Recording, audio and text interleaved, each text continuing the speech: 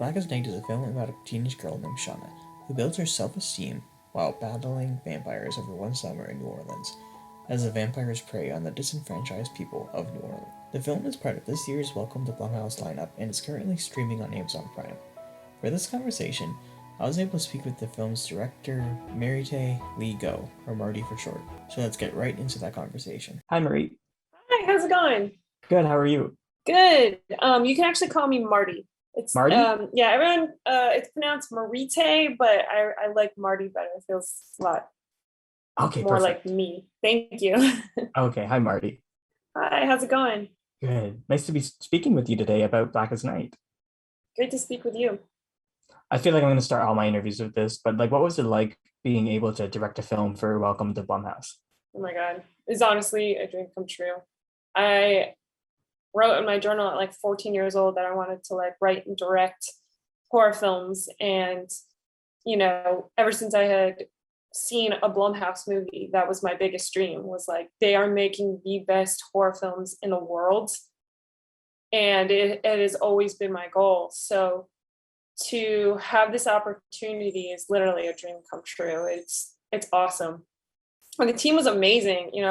Blumhouse and Amazon working together. You just have the most dedicated, kind, and very talented, smart people. And so it was awesome to work with them. I would absolutely do it again. And again, it's a dream come true. Can you talk about how you got involved with the film and how Amazon and Blumhouse asked you to come on for this? Yeah, absolutely. I was actually pitching on another project for Amazon, and they were looking for directors on this series, and they suggested that I pitch for it. So they gave me the script.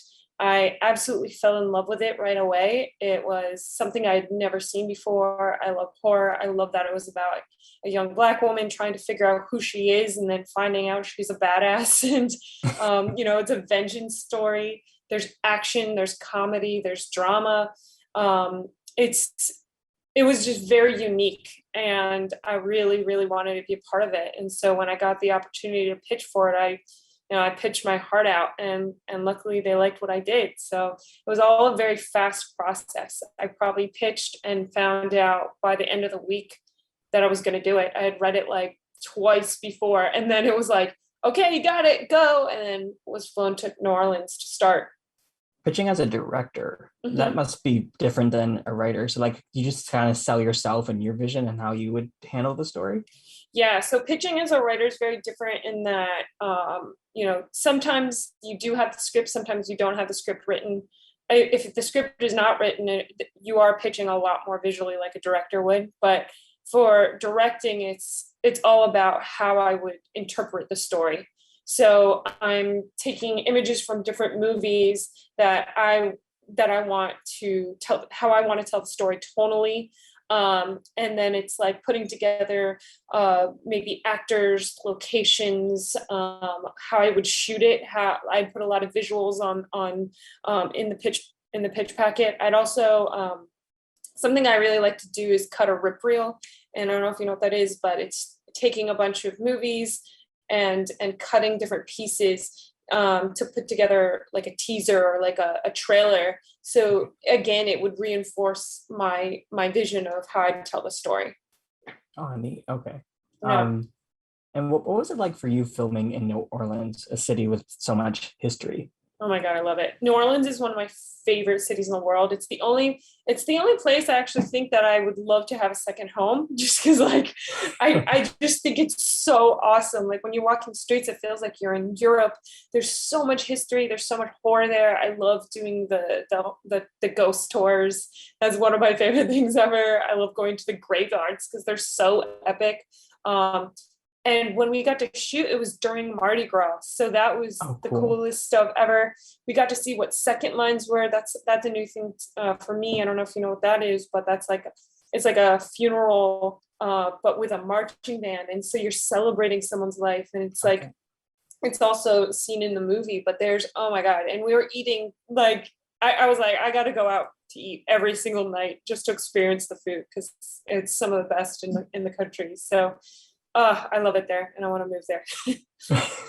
See, I've never been, but like I've always wanted to go, but hearing you Oh, talk about it, it's like, all right, I need to go you now. have to go, especially if you love horror too, because there's all these like voodoo shops, and you can get like readings, and there's just the mansions are hundreds of years old. You can do tours within the mansions, and there's so much history, and like even in the mansion that we shot at, that used to be an old plantation. Okay. And so the picture that you see within the movie, that is what it used to look like. So it was perfect to kind of use that as the backdrop, because the story that I don't want to like spoil any of the story, but as you'll see, the history matches the history of our story. So Oh, it was awesome, and I love it there. You should definitely go. yeah, that's so cool. And like one thing I really liked about the film was just like from the writing, and I'm sure you had a hand in it too, just incorporating the history, but also incorporating like what New Orleans means and just Yeah. Hurricane Katrina and all those Yes. aspects. Yeah. Yeah, definitely. I mean, Sherman did an amazing job of incorporating our history as the United States bringing in slaves and the oppression that started so long ago, and kind of building it up to what's happening in this country now. And so taking all of that history ingrained within New Orleans, within Katrina, with all the people that were kind of left to die on the rooftops, basically, and how that affects people to now.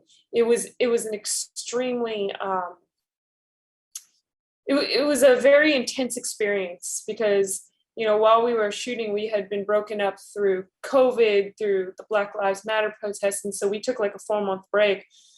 But the movie took on so much more importance, because we did see what was happening within the world. And so when we were able to finish the movie and do the climax at the end, after the Black Lives Matter protest had died down, it was kind of taking like we were able to kind of shift the script to that too, and incorporate that. So yeah, it's been pretty amazing. Like reflecting on it, like that scene where her dad and her are talking about just like they revisit their old house and how Yeah. it was ruined by Katrina. Like, is it emotional watching that scene and Oh my knowing gosh. that Yeah. another hurricane has come through New Oh Orleans? yeah, definitely. What was really interesting is that when we were shooting that scene, our production designer Ryan, who's amazing, he had built the structure, the bottom structure of the house, and that because that's Okay. how it looks like when a hurricane hits. Only the bottom structure remains. Um, and so when the neighborhood saw that being built, everybody was like really kind of re-injured. They saw and remembered how it was when they had lost all their homes. They're like, wow, that's exactly what it looked like, just like your home was Mhm. just completely lifted off and the structure was there.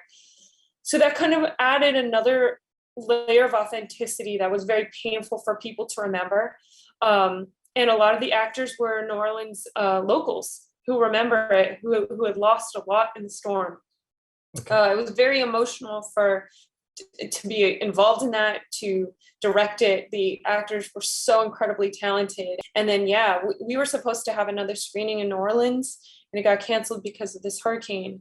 A lot of people are still out of power. And it's just kind of another reminder that everything can be taken from you, and that there is a lot of injustice in communities. And so that just brings, again, more attention to a glaring kind of issue that's happening today. You talked about the cast, so I'd love to learn about what it was like casting the main characters and as well as bringing Keith David on for the film. Oh man, it was such a blast. We had seen hundreds of girls to audition for the role of Shauna. Um, just so many talented women. And when I saw Asia audition, I just knew it was going to be her. She had this maturity. She has like so much emotional depth, and I just knew exactly that it had to be her. And for the rest of the cast too, we auditioned so many people, and for the people that just like stopped us in our tracks, where I was like, I couldn't, when you can't decipher between the character and who that person is, then you know it's them. Neat. Do you know what I'm saying? Like, Yeah. I don't know who you are in real life, but I know that you're that person. for Keith David, I have always loved his work. I remember seeing him in Requiem for a Dream when I was a kid and just being like totally terrified of him. His voice is booming and intimidating, and he holds so much power. And honestly, I knew it had to be him. And I was so happy because when we offered to him, he was just like, I always wanted to be Blackula, and I wasn't chosen for Blackula, so this is my chance. And I'm like, yes, this is perfect. It's perfect. Oh, I would also love like the animation scenes with the history. Yeah. What was it like incorporating that into the film? Yeah, so that wasn't actually in the script, but there were a few lines within the script that I just kept viewing as like a comic book. It just kept coming to me, and I wanted to see that. I watching Kill Bill and Harry Potter and seeing this animated sequence to describe a person's character, to see what brought them to pain. In Kill Bill, when oh my god, I forget the character's name, but Lucy Liu's character kind of see her father, her parents being murdered, and then seeing her as this like hardened, cold killer. It gave it so much richness. You couldn't. I mean, there was so much pain, and so I was like, I have to create that for our character. I don't want to spoil it, but you just see kind of through the history of what he's been through, and you feel the pain of what he's experienced. And I got this amazing animator named David, who just he has so much passion for horror. Like I honestly like had one conversation with him, told him that what I wanted, and he like animated the whole thing in like a week. He was so excited, and it really like ignited my fire with it too. Like I want to do a whole animated series now on this character because it's so fun. I would watch that. All right, well, I'll tell them. We'll start working right away. And also, you referenced Kill Bill. I just wanted that scene, that's probably why I'm spooked of things under my bed. Not like under my bed, but just like getting stabbed through it. Just like, the blood dripping, and then she's crying and she can't speak because for the fear of like being murdered herself. Like, oh, how powerful. Right? Yes, I love it. So that's cool that you could use that almost as a footprint. That's awesome. Now, also visually, I'd love to learn, what was it like for you figuring out how to show the death of a vampire in this film? Oh man, that was really fun. We worked with effects that were practical, but also effects that were with visual, and we had to collaborate with makeup effects. And so like all of the effects working together to figure out how to make this look grounded and real, but also fantastical. That was really, really fun. We did a lot of tests, and it was very messy. We had a very short shooting schedule, and like I said, we had been broken up by COVID halfway through, and so having these explosions on set, we're like, oh man, how are we gonna like clean them up, because we can only do 1 or 2 takes because it takes so long to like clean their faces off, clean the set off, clean their makeup and wardrobe off. How are we gonna do this over and over and over? So each explosion could only be done like twice. But I wanted to do it more. Like even watching it again, I was like, man, we could have done more in the end, but no, we couldn't have. Like we were lucky to get 1 because there was just such limited time when COVID protocols came in. They couldn't even be close to each other, and there was no kissing, no biting. Like in the editing, I forgot about this, but the editor reminded me, like we had to have masks over everybody's face, and so when they're biting, we had to like digitally remove all the masks. Oh, really? Yeah. They couldn't touch, and like we would start and they'd be like, okay, everybody 6 feet apart, hold your nose, angle your head, and go. And then they would pretend, but they were like apart. We had to like stage it like it was a theater thing. Oh, wow. And then, we had to digitally remove all our masks. So it's a miracle that this movie got made. Well, I'm glad it did. And I would say more, but I'm pretty sure that's my time. So Marty, for Black as Night, thank you for chatting with me on the Filmcraziest show. Thank you so much. I appreciate it, and enjoy the rest of your interviews. Thank you. Great to meet you. Great meeting you.